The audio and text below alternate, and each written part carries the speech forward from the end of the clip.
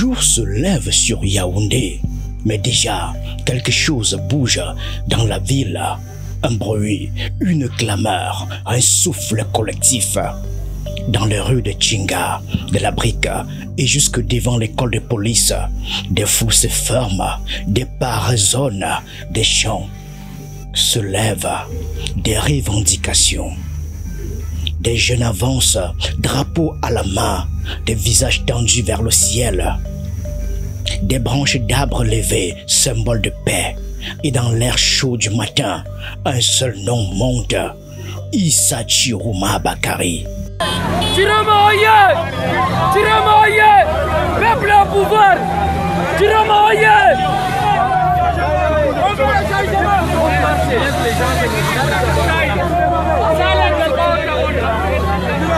Nous réclamons notre victoire! Chiroma Oye! Les couleurs du Cameroun flottent au vent, vert, rouge, jaune. Des pancartes improvisées, des banderoles écrites à la hâte et sur chaque visage, la même conviction, celle d'un peuple qui veut être entendu. Ce lundi 21 octobre 2025, Yaoundé s'est réveillé sous tension. Les résultats de la présidentielle du 12 octobre divisent, dérangent, questionnent. Des citoyens spontanément se rassemblent pour demander des comptes. Ils parlent de transparence, ils parlent de vérité, ils parlent de respect du vote, de leur voix.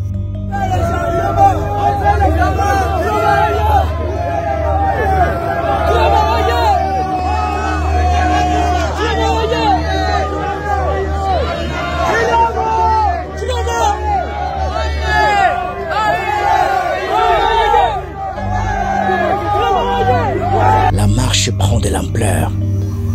Tchinga, la Brique comme Cana deviennent des couloirs de ferveur. Les slogans résonnent sur l'asphalte. Le ton est ferme, mais l'appel reste clair. La paix, la justice, la vérité, le respect des voix. Des cris se lèvent, des chants s'entremêlent et la ville devient, pour un instant, le cœur battant d'un Cameroun suspendu à son destin. Ils disent vouloir marcher jusqu'au palais de l'unité à Etoudi. Dans leurs mains, des drapeaux et parfois des branches d'arbres, des symboles de paix tenus haut. Certains crient, d'autres se taisent. Tous avancent, le regard tourné vers la colline du pouvoir. Dans l'air, la tension est lourde, comme avant l'orage. Oui.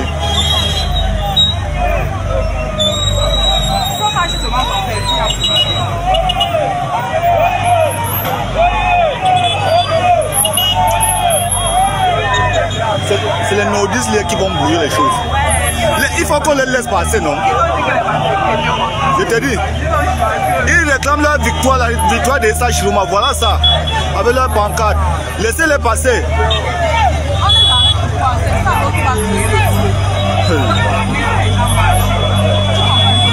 Oui.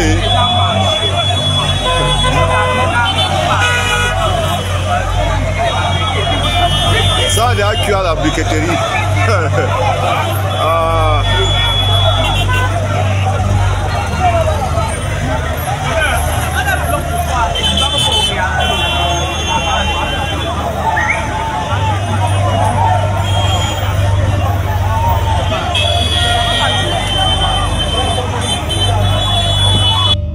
En milieu de matinée, la police et la gendarmerie se déploient.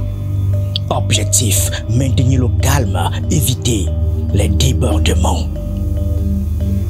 Un véhicule anti-émeute s'immobilise près de la Brique. Les agents prennent position dans les axes stratégiques du quartier. Ils observent, contiennent, préviennent. Mais la tension monte. Les slogans deviennent plus forts, les foules plus compactes. Les voix se lèvent de plus en plus. La ville se fige, suspendue à ce face-à-face entre la foule et l'uniforme. Les FMO. Et puis tout bascule. Un mouvement brusque, une confusion. Des grenades lacrymogènes éclatent. Le gaz se répand. Les cris retentissent encore plus fort. La foule se disperse, recule, puis revient. Un va-et-vient de peur et de conviction. Une scène confuse, étouffante, où plus rien ne semble maîtrisé.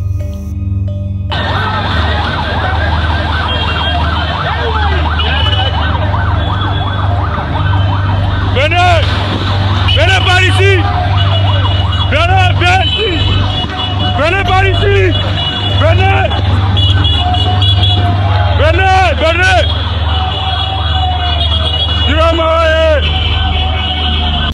À des centaines de kilomètres, Garoua vibre autrement.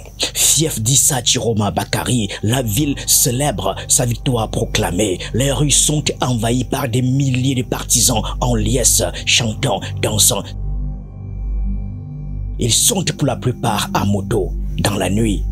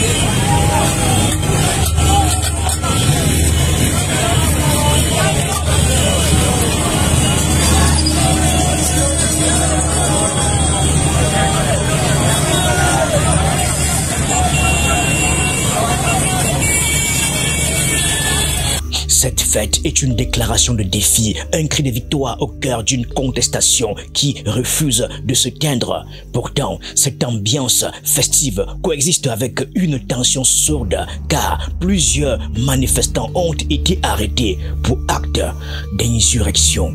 Le gouvernement reste ferme. Le ministre de l'administration territoriale, Paul Atangandji, à travers un communiqué publié ce jour, appelle au calme et à la retenue et met en garde contre toute surenchère. Communiqué Radio Presse.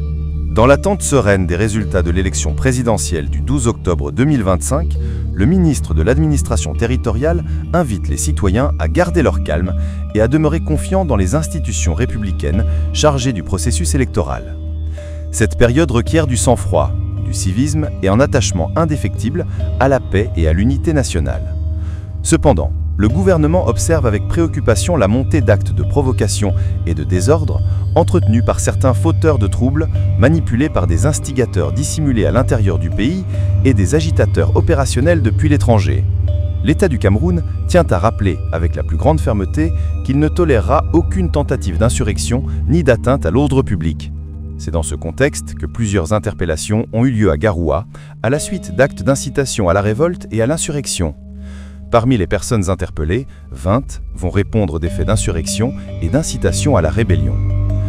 D'autres mises en cause impliquées dans des actes criminels ont été acheminées vers Yaoundé pour la poursuite des enquêtes. Le ministre de l'administration territoriale réaffirme avec force la détermination du gouvernement à préserver la paix, la stabilité et l'intégrité du territoire national. Il exhorte les populations à se désolidariser de toute entreprise subversive et à collaborer avec les autorités compétentes pour que le Cameroun demeure un état de droit fort et indivisible. Le ministre de l'administration territoriale, Paul Atanganji. Mais la fracture est profonde et l'ombre d'une crise plus large plane sur le pays. Yaoundé et Garoua incarnent ainsi deux visages d'un Cameroun divisé, tiraillé entre répression et résistance.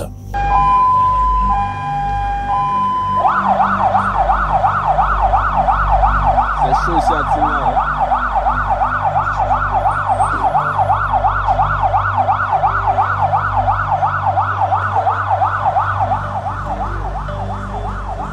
Yaoundé, ça a commencé. Les sirènes hurlent, les nuages de gaz se lèvent, les habitants regardent depuis leurs fenêtres, filment avec leur téléphone, les commerçants ferment leurs boutiques, la circulation se bloque. La capitale respire difficilement. Au Conseil constitutionnel, la tension est palpable.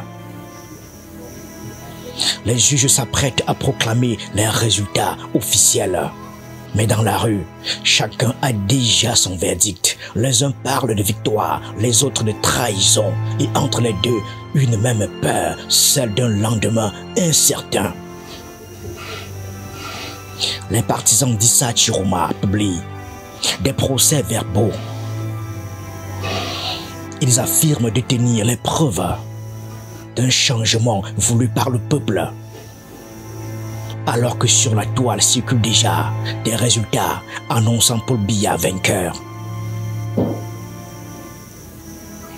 En face, le camp officiel appelle à la retenue, à la confiance dans les institutions et au respect du cadre strictement légal.